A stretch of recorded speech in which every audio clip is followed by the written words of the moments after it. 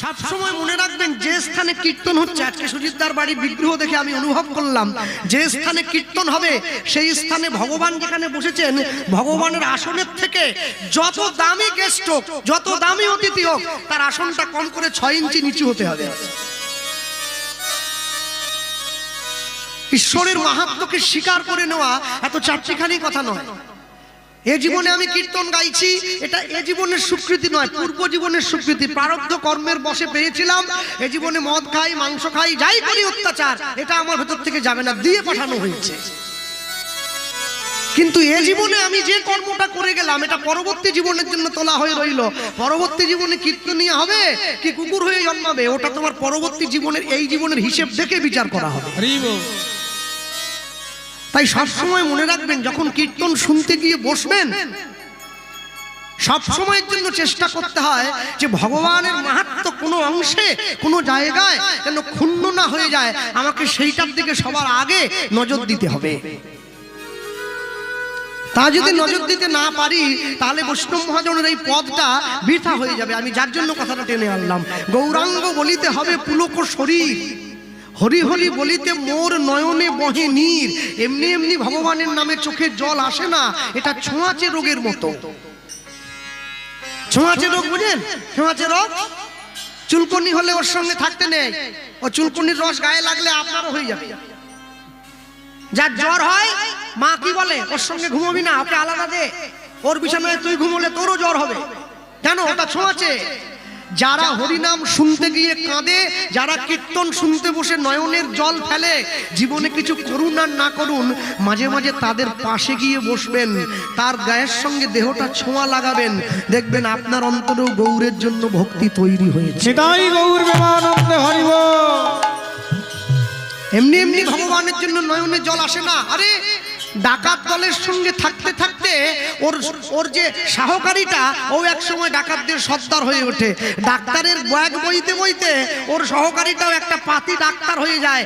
আপনি ভক্তের সঙ্গে ঘুরতে ঘুরতে আপনার অন্তরেও ভক্তির উদ্রেক হবে।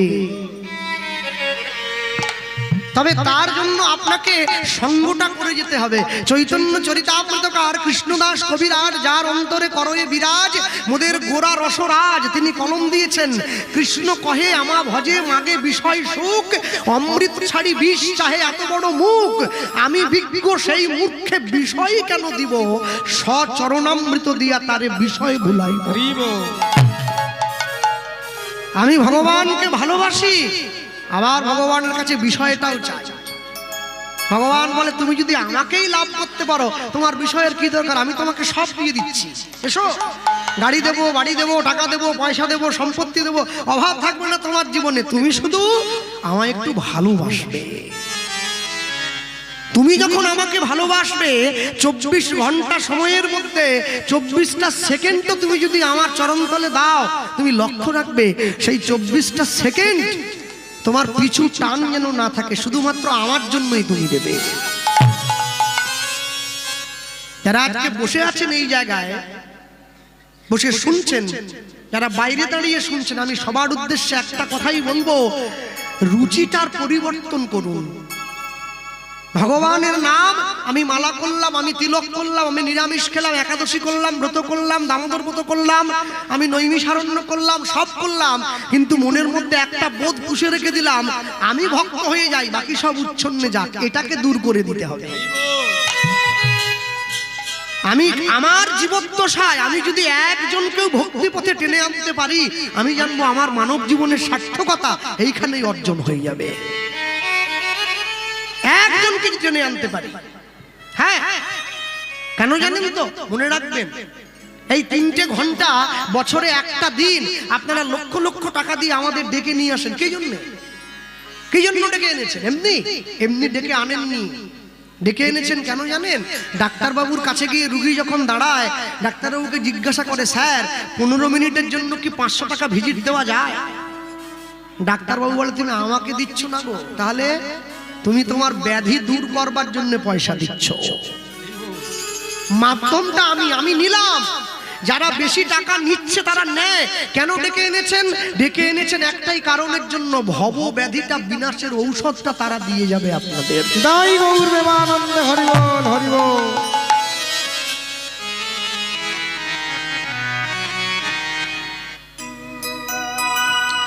আপনি জীবনে যা কিছু করুন না কেন, পৃথিবীর থেকে যখন চলে যেতেই হবে, তাহলে আমি চলে যাওয়ার আগে ভালো কাজটা করব না কিসের জন্য? নিতাই গৌর প্রেমানন্দে হরিবল হরিবল। আমি যদি কর্মটা ভালো করতে পারি, আমি তো প্রচেষ্টা করতেই পারি। আহা, সাধু সঙ্গ না হইল সৎসঙ্গ তো করতে পারি। ভগবানের নাম নিতে গিয়ে গৌরাঙ্গ বলিতে হবে পুলক শরীর। যেদিন গৌরাঙ্গ রূপী প্রেম রূপী বৃক্ষ তোমার অন্তরে প্রস্ফুটিত হবে, সেই বৃক্ষের ফুল হবে, সেই ফুলের সুগন্ধে তোমার হৃদয়ে দোলা দেবে। তুমি নাম শোনা মাত্র আর স্থির থাকতে পারবে না। তুমি বুঝবে আমার অন্তরে কোথাও না কোথাও যেন তার জন্য প্রেমটা উকি দিয়েছে। বৈষ্ণব মহাজন লিখতে গিয়ে লিখছেন, যদি গৌরাঙ্গকে ভালো না বাসতে পারো, তুমি তার ডান দিকে যে মানুষটা দাঁড়িয়ে আছে তাকে একবার ভালোবেসে দেখো। কি, আমি যদি রাজাকে ভালো না বাসতে পারি, মন্ত্রীকে ভালোবাসি না, মন্ত্রী আমাকে পাস করে দেবে যাওয়ার জন্য। বৈষ্ণব মহাজন লিখছেন কি, বলো আর কবে, বলো আর কবে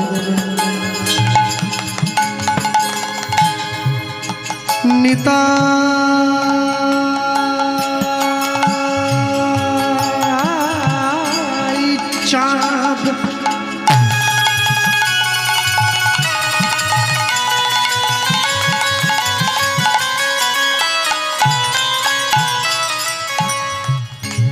আমায় করুণা করুণা করুণা করুণা করিবে, করুণা করিবে।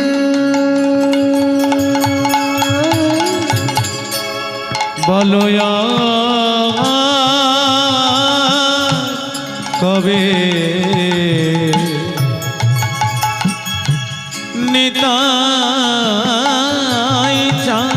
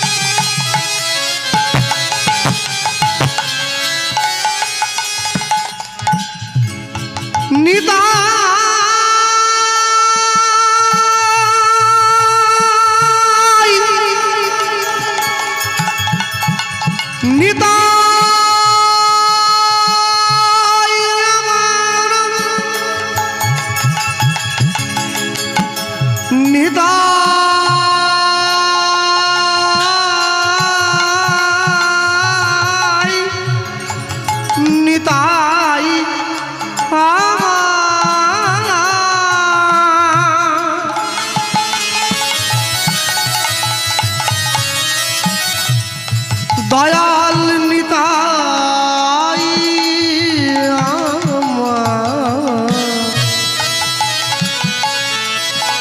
নিতাই আমার।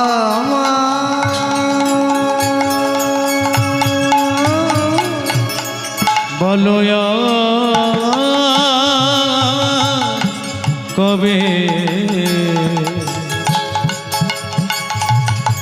নিতাই চাঁদ উলুধ্বনি নিতাই গৌর হরিবল। আমায় করুণা করুণা করুণা করুণা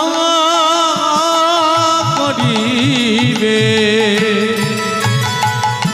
আমায় করুণা করিবে। ওগো সংসার বাসনা মন কবে দূরে যাবে, ওগো সংসার বাসনা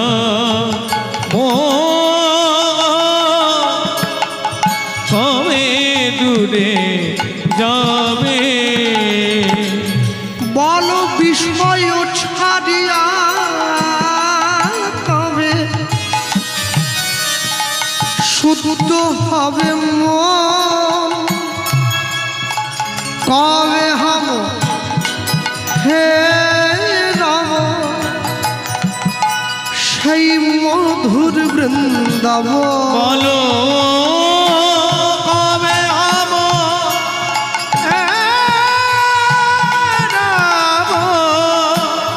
মধুর বৃন্দাবন, কবে হব হে রাম মধুর বৃন্দাবন। বলো কবে হব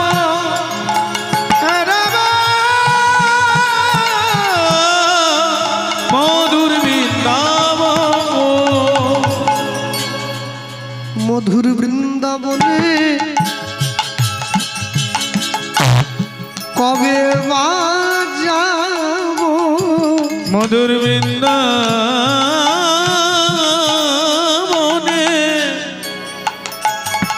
আমি কবে যাব, মধুর বৃন্দাবনে আমি কবে বা যাব, মধুর বৃন্দাবনে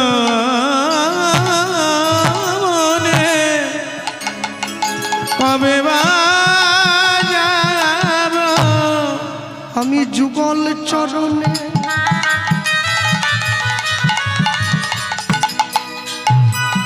সব সপিব, মধুর বৃন্দাবনে কবে বা যাব, আমার সংসার বন্ধন মোচন হইবে, বৃন্দাবনে কবে বা যাব, আমি তোমার চরণে সব সপিব, মধুর বৃন্দাবনে কবে বা যাব, আমার মরণের ভয় রবে না গো, বৃন্দাবনে কবে বা যাব, আমি তোমার চরণ সার করিব, বৃন্দাবনে কবে বা যাব, আমার ত্রিতাপ জ্বালা জুড়াইবে, মধুর বৃন্দাবনে কবে বা যাব, আমি তোমার চরণ শরণ লইব, বৃন্দাবনে কবে বা যাব, আমার কোনো বন্ধন রবে না গো, বৃন্দাবনে কবে বা যাব, আমি আশ্রয় লইব বিষয় ত্যাজিব, বৃন্দাবনে কবে বা যাব, আমি যুগল চরণে গড়া বলি দিব, বৃন্দাবনে কবে বা যাব, আমায় দয়া করো করো রে নিতাই বৃন্দাবনে কবে যাব, বৃন্দাবনে কবে বা যাব, বলি কবে হব হে রাম মধুর বৃন্দাবন, কবে হব হে রাম মধুর বৃন্দাবন।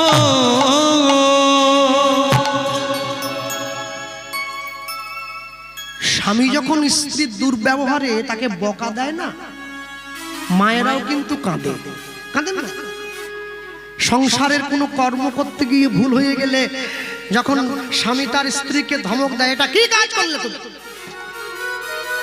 আড়ালে বসে বসে কাঁদছে, কাউকে দেখিয়ে কাঁদতে পারে। আচ্ছা বলুন তো, মা যখন গিয়ে পরিবারের সকলকে নতুন বৌমা এসে প্রণাম করে, শ্বশুর শাশুড়ি ভাসুর বড় যা, আচ্ছা সবারই তো পায়ে হাত দিয়ে প্রণাম করছে, আশ্চর্য কি বলুন তো, সবাইকে প্রণামের ভাব আর সবার শেষে নিজের স্বামীকে গিয়ে প্রণাম করছে, ওই প্রণামটা কি একই হয়ে গেল?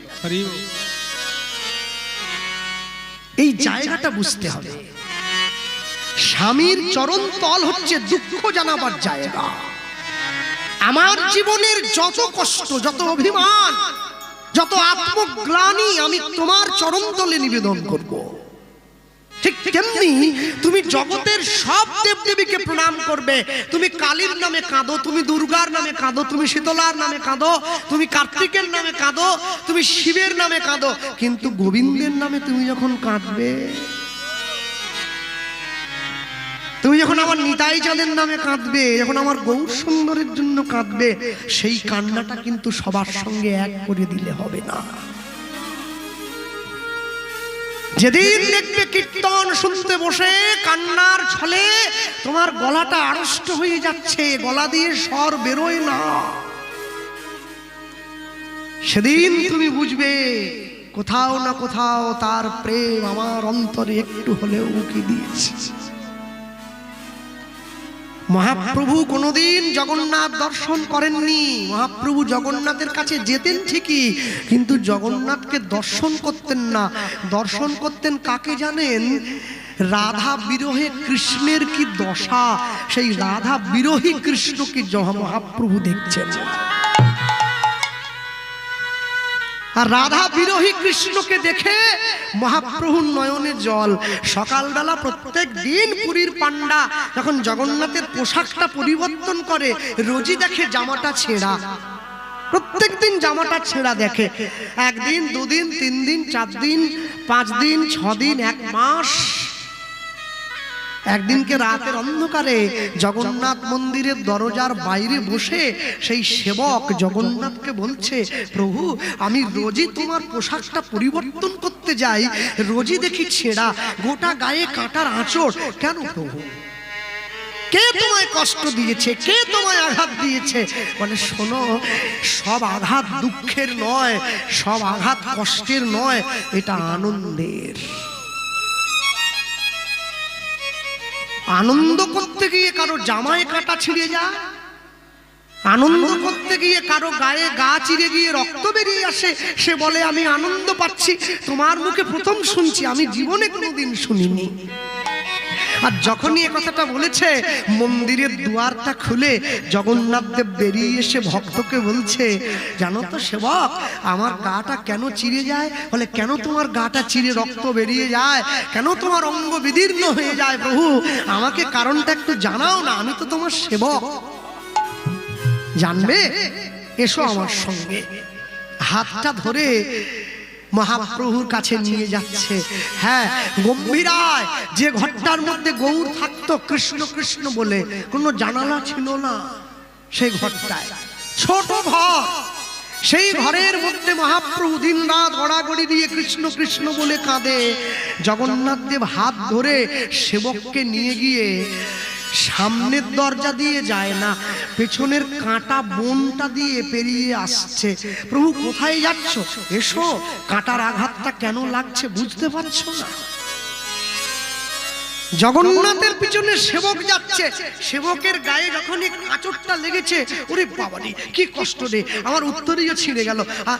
মহাপ্রভু বলছে, শোনো, জগন্নাথ দেব বলছে, এসো, কৃষ্ণ পেতে গেলে কষ্ট করতে হয়, কষ্ট না করলে কি কেষ্ট পাওয়া যায়?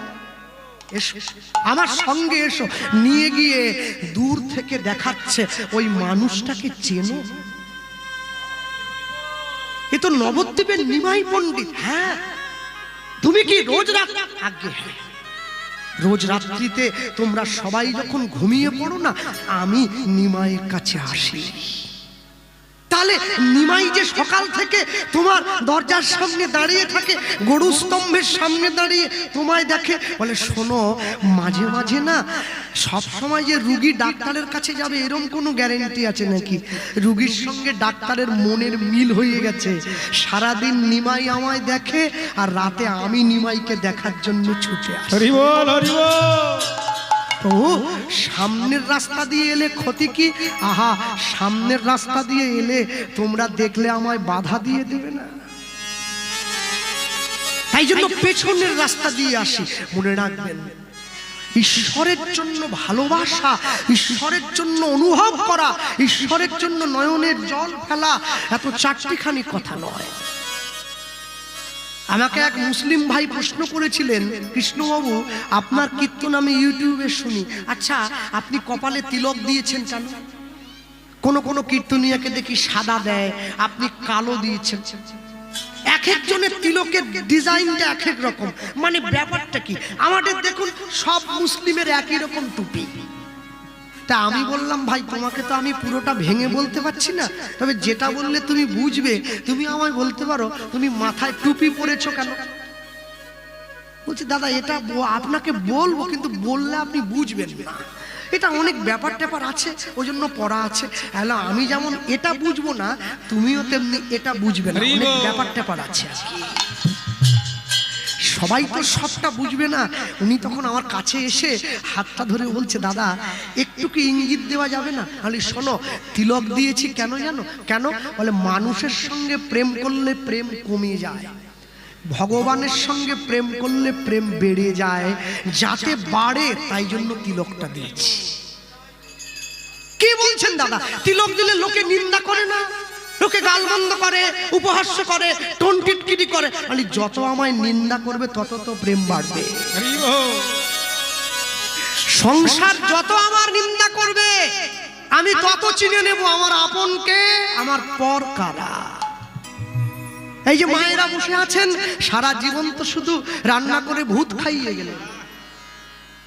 যেদিনকে আপনার হাতের রান্না আমার গৌর গোবিন্দের সেবায় লাগবে, মহাপ্রভুর কাছে ভোগ হয়ে যাবে, গোবিন্দ সেবায় যাবে, সেদিন জানবেন রান্না করাটা সফল হয়েছে। হ্যাঁ, ভগবান বসে আছে, কখন আমাকে একটু দেবে। কেন? ফুলকপি তার, বাঁধাকপি তার, জমি তার, মাটি তার, চাল তার, নুন তার, তেল তার, সবই যদি তার, একটু নিজে রান্না করে খেতে পারে না, আমাদের জন্য বসে থাকে, কেমন মানুষ সে? বাবার তো সম্পত্তি ছিল, বাবার তো 5 ভাই, বাবা চাইলে তো নিজে সব রেখে দিতে পারতো, ছেলেদেরকে জমিটা ভাগ করে দিয়েছে। কেন? ছেলেগুলো 4 বেলা 4 মুঠো বাবাকে একটু খেতে যেতে দেয়। বিশ্ব সংসারের পিতা যিনি, পুরো বিশ্ব সংসারটা আমাদেরকে ভাগ করে দিলেন, তা তারা সে যদি আমাদের সব দিতে পারে, তাকে দেওয়ার দায়িত্ব কি আমাদের নয়? বৈষ্ণব মহাজন পদকর্তা লিখছেন, জানো তো তুমি ভগবানকে দিতে পারো আর না পারো, ভগবানের অনুজকে একটু ভালোবাসবে। হ্যাঁ, তাই লিখতে গিয়ে লিখছেন কি, ওই তাকিয়ে দেখো, গৌর চরণে ভালোবাসা অর্পণ করো, তা যদি না পারো নিতাই চাঁদের চরণে দাও, আর তাও যদি না পারো রূপ রঘুনাথ পদে হইবে আকুতি, রূপ রঘুনাথ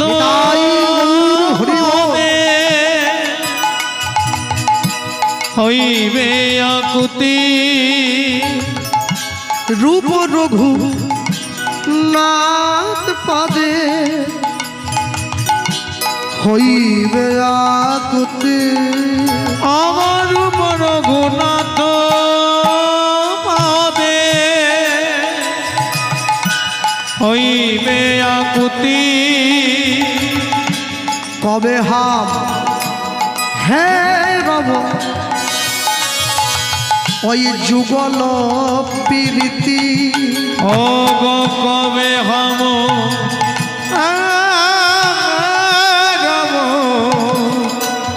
যুগল প্রীতি, অব রূপ রঘু রূপ রঘু নাথ পদে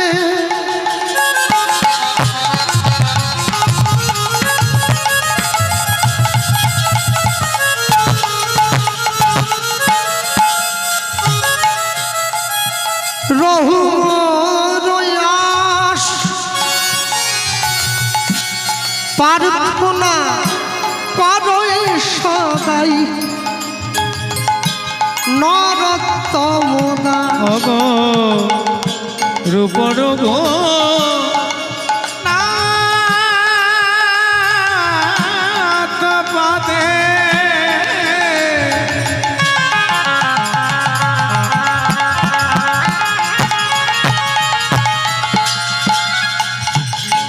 অগো রঘু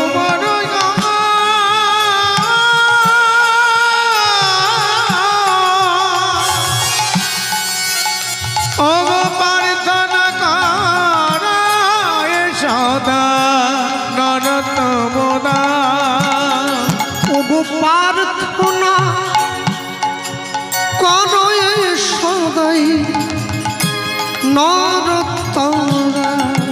ওগো প্রার্থনা করো সদা নরোত্তমরা। নরোত্তম দাস ঠাকুর কিন্তু বৈষ্ণব মহাজন, সবাই তাকে চেনেন আপনার। হ্যাঁ, নরোত্তম দাস ঠাকুরের যখন দাস হন নাই, তার পূর্ব নামটা কিন্তু আমার পদবীতে ছিল। হ্যাঁ, নরোত্তম পাল ছিল, পরে নরোত্তম দাস হয়েছে। নরোত্তম দাস নরের উত্তম যিনি, তিনি কি লিখছেন? আমি এক মুখে বলতে নারী, আমি এক মুখে বলতে নারী, আমার নিতাই গৌরের লীলা মাধুরী। আমি এক মুখে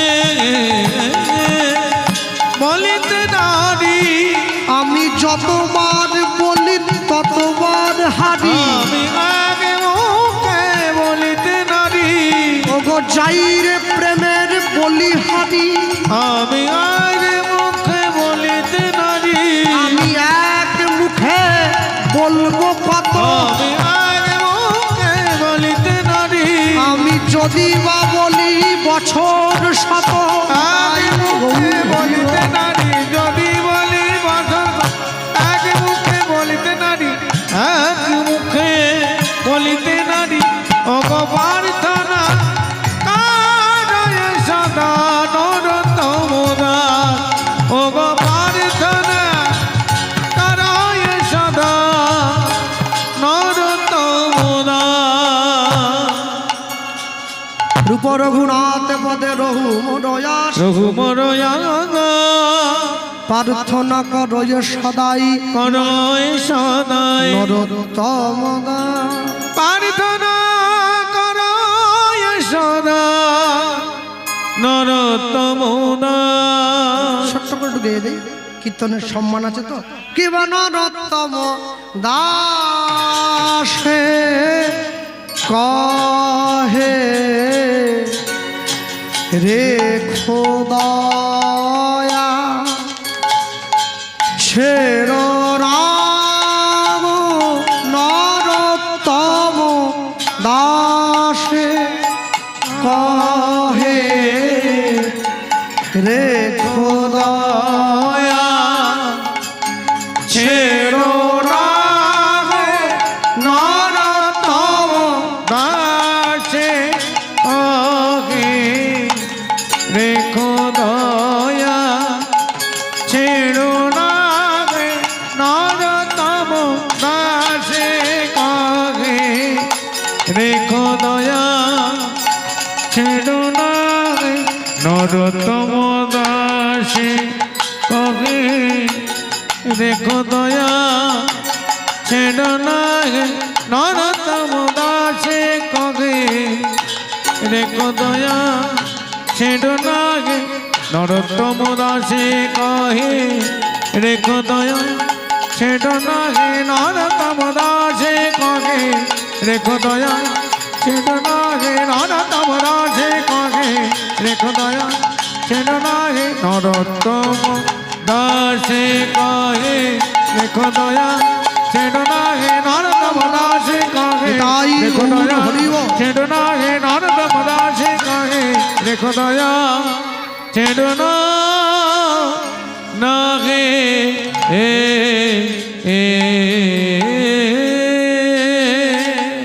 রূপ রঘুনাথ পদে রহু মরয়াস, রঘুমর প্রার্থনা করো সদাই নরোত্তম দাস। প্রার্থনা করে সদা নরোত্তম দাস।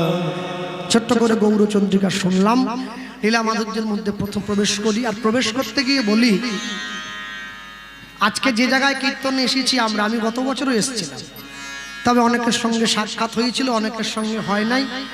রাত্রি অনেক হয়ে গিয়েছিল, 10টার সময় আসর ছিল, প্রচুর ঠান্ডা। ইচ্ছে থাকলেও দূরের মানুষজন বসে থাকতে পারে না। তো সুজিত দা আমাকে বলেছিলেন, ভাই যদি আগামীতে আনতে পারি, কেন এখন তো গ্যারেন্টি দিতে পারবো না, গ্যারেন্টি ডাক্তার দিচ্ছে রুগীকে, আমি যদি বাঁচি তোমার চিন্তা নাই, কিন্তু ওর গ্যারেন্টি নাই ও থাকবে কি না, তবু দিচ্ছে এক, সে দেখ, অসুবিধা নেই। তো সুজিত দা বলছিল যদি বেঁচে থাকি তোমাকে আরেকবার নিয়ে আসবো। তো আজকে আমি এসে দেখলাম যে এই ঠান্ডার মধ্যেও মানে এত ভক্ত যে আপনারা অপেক্ষা করে বসে আছেন, এক এক করে পরপর পরপর কীর্তনিয়াদের কীর্তন শুনছেন। এর জন্য আপনাদের সকলকে পুনরায় যথাযোগ্য শ্রদ্ধা এবং প্রণাম নিবেদন। নিতাই গৌর প্রেমানন্দে হরি বল হরি বল। আর সব থেকে বড় আশ্চর্য হলো আজকের হরিনামটা যে করাচ্ছে তার পারিপার্শ্বিক অবস্থাটা দেখে। হ্যাঁ, তার বাড়িতে ওপরে একটা প্লাস্টিক দেওয়া আছে টালির চাল, সে 3 লাখ থেকে 5 লাখ টাকা কীর্তনে খরচ করছে। যাক, সকলে ওনাকে আশীর্বাদ করবেন, অন্য কিছু না হোক এ জীবনে তো ব্যাংকে জমা করে যাচ্ছে, আমরা তো কেউ নেব না, ওটা ওই পাবে। জমা ওই করছে মানে টাকা ও, টাকা যে জমা করবে সুদ তার, এ কিছু করার নাই। তা পাপ করলে রাশি রাশি ভোগ করে কি মাসি পিসি, এটা যেমন ঠিক, তাহলে পুণ্য করলে রাশি রাশি ভোগ করবে কি মাসি পিসি? পাপের ফল যেমন মাসি পিসি নেবে না, পুণ্যের ফলটাও মাসি পিসি নেবে না, ওটা ও যে করবে সেই নেবে। তাহলে যে ভালো কাজ করছে এই ভালো ফলটা সে যেন পায়। আর সব থেকে বড় কথা, সকলে সুজিত দাকে আশীর্বাদ করবেন, ঈশ্বর যেন সুজিত বাবুকে কৃপা করেন। নিতাই গৌর প্রেমানন্দ। নিতাই গৌর প্রেমানন্দে হরি বল। আর সকলে সহযোগিতা করবেন মন ভরে প্রাণ ভরে, যাতে হরিসভাটা বেঁচে থাকে। আমি বলতে গিয়ে বলবো, বৈষ্ণব জগতে যত বৈষ্ণবকে আমরা দেখছি, সকল বৈষ্ণবদের মধ্যে 6 জন বৈষ্ণবের কথা আমরা সব সময় পাই। কে কে? জয়রূপ সনাতন ভট্ট রঘুনাথ, শ্রীজীব গোপাল ভট্ট দাস রঘুনাথ, এই 6 গোসাইয়ের করি চরণ বন্দন, যা হইতে বিঘ্ননাশ অভীষ্ট পূরণ। 6 জন। এরপরে বলা হলো এই 6 গোসাই যোগে ব্রজে কইলেন বাস, ব্রজে রাধা কৃষ্ণের নিত্য লীলা ভুবনে প্রকাশ। হ্যাঁ, নাম পূরণের পদে আছে না, হরি হরায় নম কৃষ্ণ যাদবায় নম, ওই পদে আছে। কিন্তু বৈষ্ণব জগতের যত, আস্তে কথা বলবেন না, বৈষ্ণব আজকে আসরটা উড়িয়ে দিলে হবে না, আমার পরে কীর্তন সম্রাট গাইবেন, আসরটা তৈরি করে দিতে হবে সেইভাবে, উড়িয়ে হোক পাট ক্লাব ঝাপ করে হয়ে গেলে হবে না। হ্যাঁ, সব থেকে বড় আশ্চর্য কি, বৈষ্ণব জগতের যত আইন কানুন নিয়ম দেখছেন এই 6 জন বৈষ্ণবের কাছ থেকে এসেছে। যত নিয়ম সব এই 6 বৈষ্ণবের প্রচার। আর সব থেকে বড় আশ্চর্য, এই 6 জন বৈষ্ণব ছাড়াও 4 জন বৈষ্ণব রয়েছেন যারা বৈষ্ণব জগতে বিরাট বড় অবদান রেখেছেন, যাদের অবদানের কৃতিত্ব আজ পর্যন্ত কেউ নষ্ট করতে পারেনি। কে কে 4 জন? তাক প্রথমে দেখুন, নামে ঠাকুর হরিদাস। হরিদাস প্রথম বৈষ্ণব হরিদাস ঠাকুরের মতো এত হরিনাম আজ পর্যন্ত কেউ করতে পারেনি। দিবানিশি 3 লক্ষ হরিনাম গাইতো যে সাধু, দিবানিশি 3 লক্ষ মানে মাসে 33 90 লক্ষ, 1 কোটি নাম গাইতো যে বৈষ্ণব। এরপর প্রণামে রঘুনাথ দাস। রঘুনাথ দাস, হরিদাস ঠাকুরের পরে রঘুনাথ দাস। বৈষ্ণব জগতে রঘুনাথ দাস গোস্বামীর মতো করে এতবার প্রণাম কেউ করতে পারেনি। প্রত্যেক দিন রাধাকুণ্ডের পাড়ে গিয়ে 1000 বার মাথা ঠুকিয়ে প্রণাম করেছে। শেষ পর্যন্ত জীবনের শেষ দিনে গিয়ে কপালের মাঝখানটা গর্ত হয়ে গিয়েছিল মাথা ঠুকোতে ঠুকোতে। আর আমাকে একবার বললে আমার খুব কষ্ট হয়, জানেন তো, কোমর টোমর ব্যথা না, পারি না। হ্যাঁ, তারপরে বললেন আচার্য শ্রী রামানন্দ। রামানন্দ রামানন্দ রায়ের মতো করে গৌর ভক্তির আচরণ কেউ করতে পারে না। কেন? যে মায়েরা বাবারা বাড়িতে প্রত্যেক দিন যাদের ফুলের গাছ লাগাবার অভ্যেস আছে, মাঝে মাঝে ফুলের গাছ লাগায়, রাত্রিবেলা যখন ঘুমোতে যাচ্ছেন তখন দেখছেন ফুলটা কুড়ি হয়েছে, সকালবেলা ঘুম থেকে উঠে দেখলেন ওটা কুড়ি নয়, ওটা ফুল হয়েছে। আচ্ছা বলুন তো, কুড়িটা দেখলেন, ফুলটা দেখলেন, কিন্তু কেমন করে কুড়ির থেকে ফুল হলো এটাকে দেখেছে? কেউ কিন্তু দেখিনি আমরা। রামানন্দ রায় দেখেছিল গোদাবরী গঙ্গার তীরে রাধা কৃষ্ণ মিলে তনু গৌর, আমরা সবাই জানি, কিন্তু রাধা কৃষ্ণ কেমন করে মিলে গৌর হয়ে যাচ্ছে এটা আমরা কেউ দেখিনি। রায় রামানন্দ দেখলো, তবে প্রভু হাসি তারে দেখাইলা স্বরূপ, রসরাজ মহাভাব দুহু এক রূপ। এরপরে বললেন হরিনাম প্রচারে শ্রীপাদ নিত্যানন্দ। নিত্যানন্দ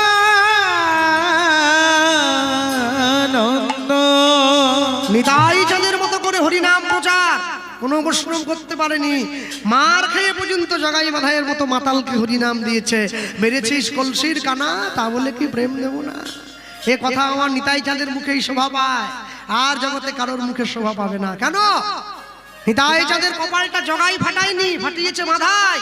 আর যখনই কপালটা ফাটিয়েছে, দরদর করে কপাল গড়িয়ে রক্ত গিয়ে পড়ছে। নিতাই চাঁদ ঘরে চলে যাওয়ার পর মাধাই ছুটে গিয়ে জগাইয়ের হাত ধরে বলছে, দাদা বাড়ির দরজায় গঙ্গা এসে গিয়েছে, ডুব দিয়ে নিলাম। হ্যাঁ হ্যাঁ হ্যাঁ, নিতাই চাঁদের কপালটা ফাটিয়ে মহাপ্রভুকে জানিয়ে দিলাম, নবদ্বীপে এখনো দুটো পতিত পড়ে আছে, তুমি উদ্ধার করে চরণে জায়গা দাও। তবে তো মহাপ্রভু ছুটে এসেছে, তবে তো হরিনাম দিয়েছে, তবে তো আমরা পেলাম, নাহলে পেলাম কোথা থেকে? হরিসভায় বসে আজকে আমরা যে বৈষ্ণবের কথা আলোচনার মধ্যে দিয়ে রাখবো, অন্য কেউ না, আমি দ্বিতীয় জনে যার নামটা প্রকাশ করেছি, হ্যাঁ তিনি অন্য কেউ নয়, পরম বৈষ্ণব শ্রীল ষড় গোস্বামীর মধ্যে একজন পরম বৈষ্ণব রঘুনাথ দাস গোস্বামীর জীবনী কথা।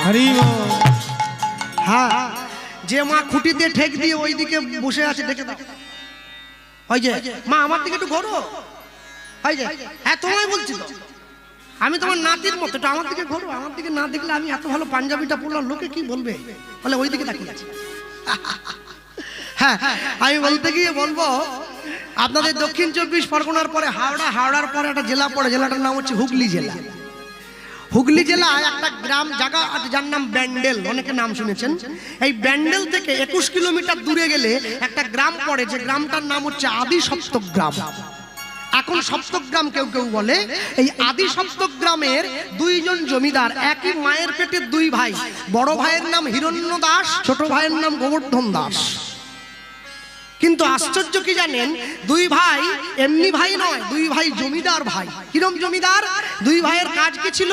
এই দুই ভাইয়ের কর্ম ছিল প্রত্যেক বছর সারা বাংলার থেকে খাজনা আদায় করে দিল্লিতে নবাব হুসেন শাহের দরবারে পাঠিয়ে দেওয়া। হুসেন শাহ এই দুই ভাইয়ের কর্মে খুশি হয়ে এই দুই ভাইকে বেতন দিতেন 9.5 লক্ষ টাকা, আজ থেকে 500 বছর আগে, যেটা বর্তমান বাজারে 100 কোটি টাকার সমান। তাহলে দুই ভাইয়ের জীবনে সব আছে, কি গাড়ি বাড়ি টাকা পয়সা বিষয় সম্পত্তি অভাব কিছু নেই, কিন্তু এক জায়গায় ভগবান একটা দশমিকের মতো ছোট্ট শূন্যস্থান রেখে দিয়েছেন। কি? এই জমিদারিটা ভোগ করার মতো এই দুই ভাইকে কোনো সন্তান ছেলে বা মেয়ে দেন নাই। দুই ভাই নিত্য নিত্য গোবিন্দের কাছে কাঁদে, ভগবানকে বলে, প্রভু তুমি সব দিয়েছো, কিন্তু জমিদারিটা ভোগ করার জন্য একটা সন্তান দাও। হ্যাঁ, ভগবান বলে, না দেইনি, দেব না। কেন দেইনি জানিস? কেন? শোন, সুখ দেইনি বলে আমায় ডাকছিস, সুখ দিয়ে দিলে আর ডাকবি না। দুই ভাই ভগবানের কথাকে শুনে শুনে শুনে শুনে আজকে দুইজন মিলে যুক্তি করলো। আজকে ভগবানের চরণতলে দুই ভাই মিলে চরণটা জড়িয়ে ধরে বলছে, প্রভু এতদিন পর্যন্ত নিজেদের জন্য সন্তান চেয়েছি, আজকে নিজেদের জন্য নয়, সন্তান চাইবো তোমার সেবার জন্য। দেখি তুমি কেমন করে না দিয়ে থাকতে পারো। এতদিন পর্যন্ত নিজেদের জন্য চেয়েছি, দিলে না, আজকে চাইছি তোমার সেবার জন্য। আমরা মরে যাওয়ার পরে তোমার চরণে তুলসী কে দেবে? তোমার সন্দেশ মিষ্টি কে দেবে? তোমায় কে ভোগ দেখাবে? কে তোমায় আরতি করবে? দুই ভাই গোবিন্দ চরণটা জড়িয়ে ধরেছে। আর জড়িয়ে ধরে আর থাকতে পারলো না। এক ভাই এক ভাইকে বলছে, ভাই ভগবানকে এমনি খুশি করা যায় না, একটু নয়নের জল দিতে হয়। জপনাম মুখে মূরতি রাখো বুকে, জপনাম মুখে মূরতি রাখো বুকে, আনন্দে গাহো অবিরাম অবিরাম অবিরাম, শ্যাম রাধা শ্যাম রাধা শ্যাম রাধা শ্যাম লুধ্বনি, শ্যাম রাধা শ্যাম রাধা শ্যাম, জপনাম মুখে মূরতি রাখো বুকে, জপনাম মুখে মূরতি রাখো বুকে, জপনাম মুখে মুখে মূরতি রাখো বুকে জপনাম মুখে হরি হরি বল হরি বল মূরতি রাখো বুকে আনন্দে গাহো অবিরাম শ্যাম রাধা শ্যাম রাধা শ্যাম রাধা শ্যাম শ্যাম রাধা শ্যাম রাধা শ্যাম রাধা শ্যাম শ্যাম রাধা শ্যাম রাধা শ্যাম আনন্দ কিশোর শ্যামল সুন্দর বামেতে কিশোরী প্রেমাবেশে থর থর আনন্দ। কি ভাবছেন আমার মতো কোনো 10 টাকার কীর্তনিয়ার বানানো গান নাকি? কীর্তন সুর সম্রাট ওই কলকাতা কানাইলাল বন্দ্যোপাধ্যায়, তার লেখা কথা, তার দেওয়া সুর।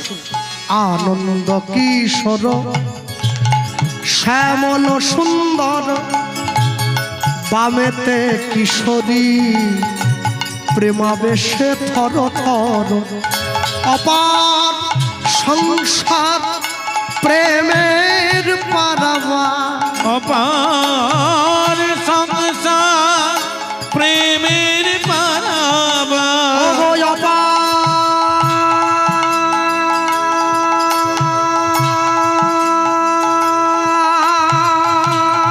সংসার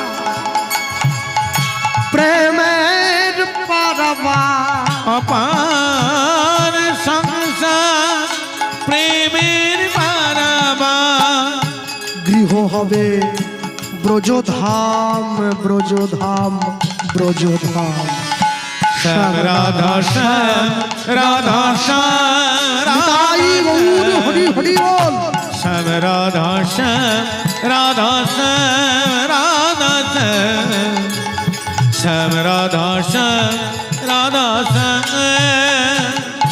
জয়নিতাই আমাদের ছেলেটা পড়াশুনো করছে, একটু আস্তে হরিনাম করুন দাদা। পাশের বাড়ির লোক বলছে নামাজ তো মুসলমানি আরবি কথা নয়, আরবের লোকরা নামাজ, আরবের মুসলমানরা নামাজকে নামাজ বলে না, কি বলে বলেন? সালা। নামাজ নয়, নামাজ হচ্ছে সংস্কৃত শব্দ নম যুক্ত অজ। তোমার ইষ্টবস্তুর সামনে মাথা নত করো, নাম জপে যাবে গোলক ধামে, শোক তাপ হবে দূর এই হরি নামে। উলুধ্বনি যাবে গোলক ধামে সুক্ত হবে দু শ্রী হরি নামে। ওগো নাম জপে যাবে গোলক ধামে, শোক তাপ হবে দূর শ্রী হরি নামে। সাধন সিদ্ধি হবে, পূর্ণ হবে মনস্কার। সাধন সিদ্ধি হবে, পূর্ণ হবে মনস্কার। তোমাদের সাধন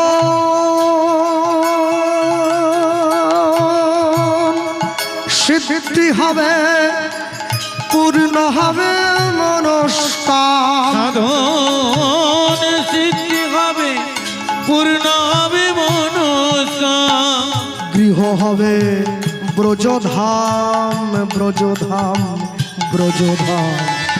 শ্যাম রাধা শ্যাম রাধা শ্যাম হরি হরি বল হরি বল। শ্যাম রাধা শ্যাম রাধা শ্যাম। জপনা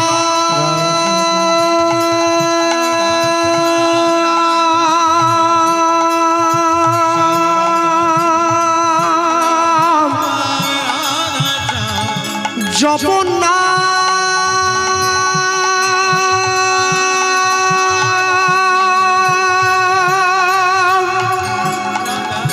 জপনা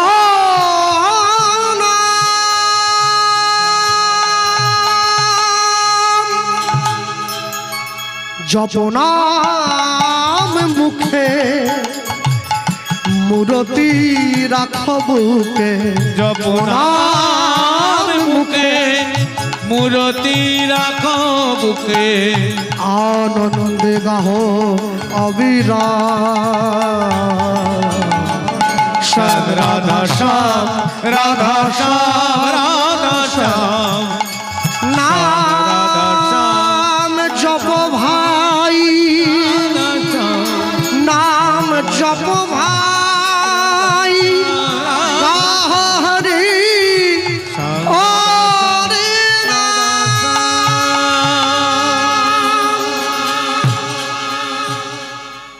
ভগবান সব সইতে পারে, দুটো জিনিস পারবে না, একটা ভক্তের চোখের জল, একটা ভক্তের অহংকার।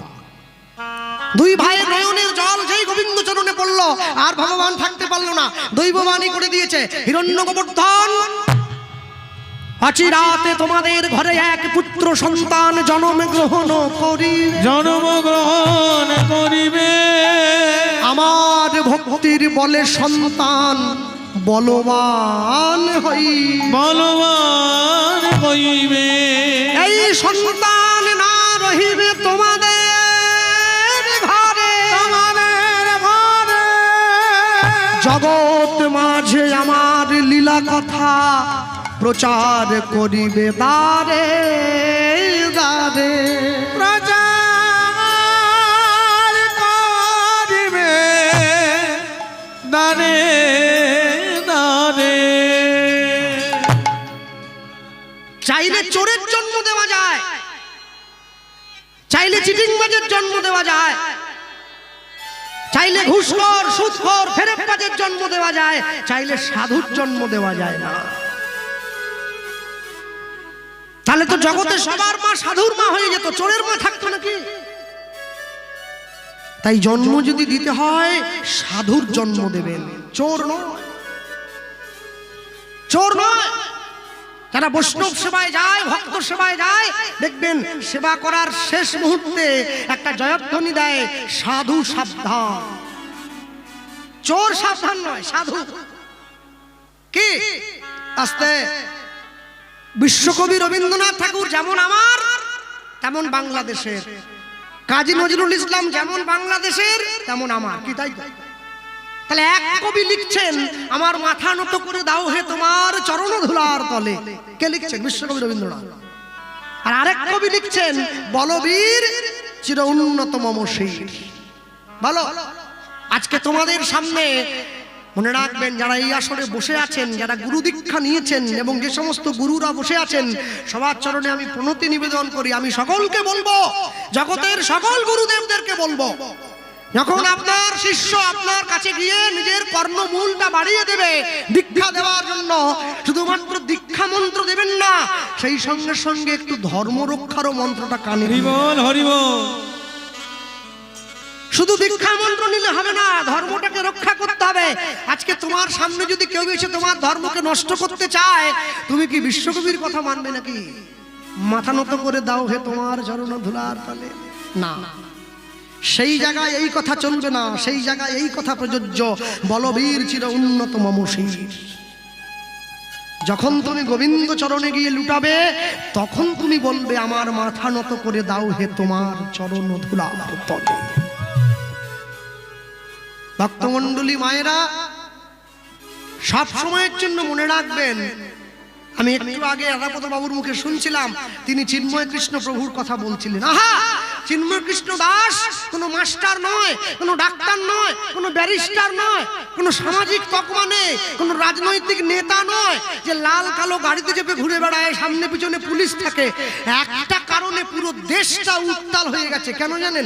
সাধুর গায়ে হাত পড়েছে। এই জায়গাটা ভুলে গেলে চলবে না। চিন্ময় কৃষ্ণ দাস সাধু, যে জেলে তাকে রাখা হয়েছে, সে জেলটাকেই মন্দির বানিয়ে নিয়েছে, সেখানেই হরিনাম হয়, সেখানেই প্রসাদ পায়, সেখানেই মানুষে উচ্চস্বরে হাত তুলে হরিনাম সংকীর্তন। নিতাই গৌর প্রেমানন্দে হরিবল হরিবল। আমি শুরুতেই বলেছিলাম, চোর হওয়া যায়, সাধু হওয়া যায় না। যে বাড়ির সন্তান নিরামিষ খায়, গুরু দীক্ষা নিয়েছে, ভগবানের নামে কাঁদে, গোপাল কোলে নিয়ে ঘুরে বেড়ায়, সেই বাড়ির বাবা মায়েরা দুঃখ করে, কৃষ্ণবাবু আমাদের ছেলেটা এই বয়স থেকে নিরামিষ খাচ্ছে। আহা, আহা, আপনি এটা দুঃখ করছেন কেন? আপনি নিজেকে ধন্য মনে করুন, আপনার বংশ ধন্য, আপনার বাড়ির ছেলে ভক্ত হয়েছে। সবাই হবে না। দুই ভাই ভগবানের মন্দির থেকে চোখটা মুছতে মুছতে বেরিয়ে এসছে। ছোট ভাই হাত ধরে বলছে, হ্যাঁ রে দাদা, ভগবান যে বললো আমাদের ছেলে হবে। বলে হ্যাঁ, এতদিন পরে ভগবান ঠিক মতো একটা জিনিস দিয়েছে, বুঝলি, মনটা বড় খুশি। এই, এরপরে যে ঠাকুর বলল, কি বলল? আমাদের ছেলে সংসারে থাকবে না, ভক্ত হয়ে যাবে, তার লীলা কথা প্রচার করবে। এই, চুপ কর, ওটা ঠাকুর বলেছে, আমরা শুনেছি। একবার হতে দে ছেলেটা। মন্দির থাকলে তবে তো ছেলে ভক্ত হবে। রাজ্যে ঘোষণা করে দেবো, এই রাজ্যে কেউ যদি ভগবানের সেবা করে তার গর্দান যাবে। না থাকবে বাঁশ আর না বাজবে বাঁশি। ঠিক কর্ম তোমার ভালো হলে ভাগ্য তোমার দাসী, হৃদয় তোমার ভালো হলে ঘরেই মথুরা কাশী। কোথায় ছুটে যাচ্ছে মানুষ? শুধু চোদ্দিকে ছুটে যায়। দিন দিন পুরনো হয়ে গেল, একদিন দুদিন তিন দিন বছর অতিক্রান্ত হয়ে গেল।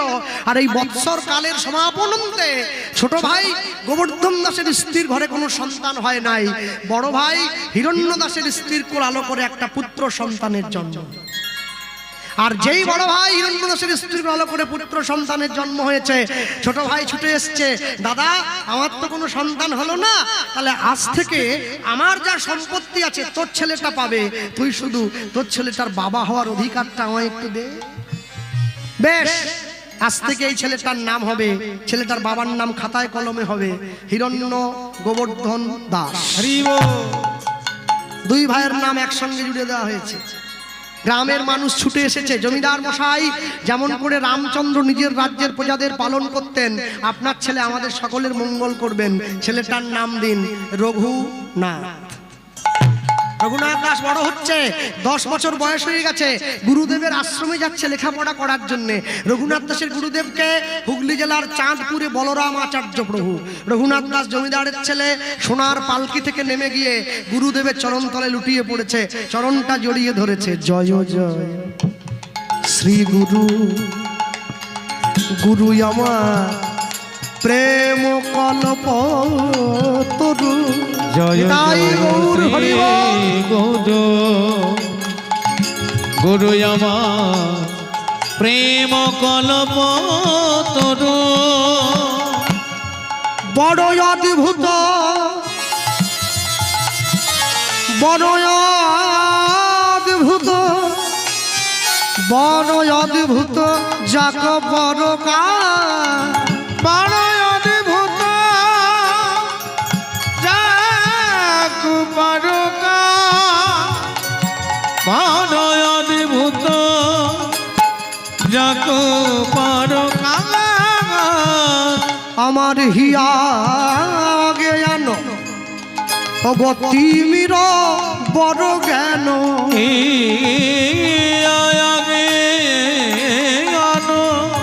এতদিন পর্যন্ত মোর মন অন্ধকারে ছিল, গুরুদেব জ্ঞান রূপী চন্দ্রের প্রকাশ করলেন, জ্ঞান সুচন্দ্র কিরণে করুণা।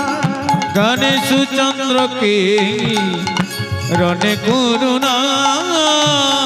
আমার অজ্ঞান আধার দূর করেছে,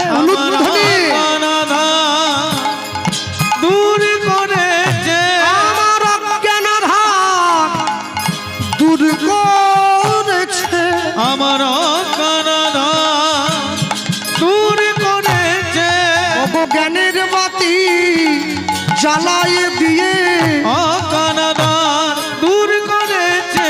বলি পরম দয়াল শ্রী গুরুদেব আমার অজ্ঞান দূর করেছে, আমায় চরণ তলে আশ্রয় দিও। আমার অজ্ঞান দূর করেছে, আমি নিলাম নিলাম শরণ নিলাম, অজ্ঞান দূর করেছে। আমি তোমার চরণ জড়াইয়ে ধরলাম, তোমার চরণ জড়াইলাম, অজ্ঞান দূর করেছে, অজ্ঞান দূর করেছে। জ্ঞানে সুচন্দ্র কি রণে করুণা। জ্ঞান সুচন্দ্র কি রণে করু